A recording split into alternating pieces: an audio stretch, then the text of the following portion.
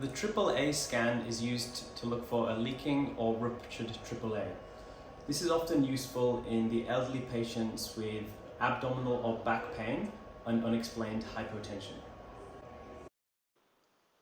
Feel free to pause this video at any time to look through this 2-page document explaining how to perform AAA ultrasound, how to save images, and what pathology looks like. Begin with the curvilinear probe and set the ultrasound machine to abdominal setting. The probe marker should start by pointing to the patient's right at 9 o'clock on a clock face.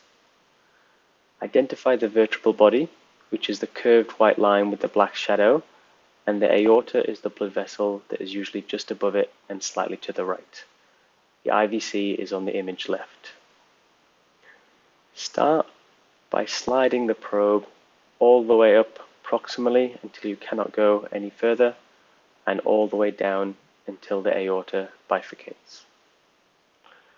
About halfway along the slide, identify the aorta and freeze this image.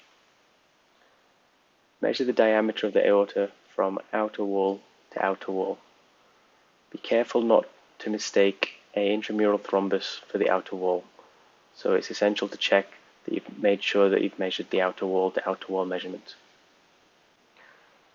From here we get the longitudinal diameter by turning the probe 90 degrees counterclockwise until the probe marker is pointing towards the patient's head.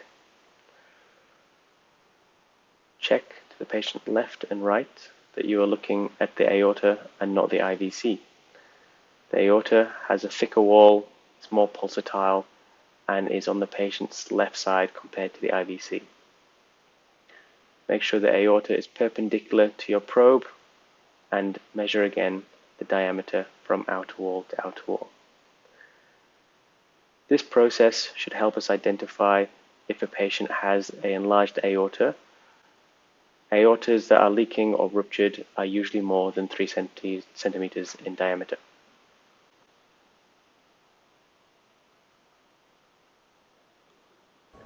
This completes the AAA exam.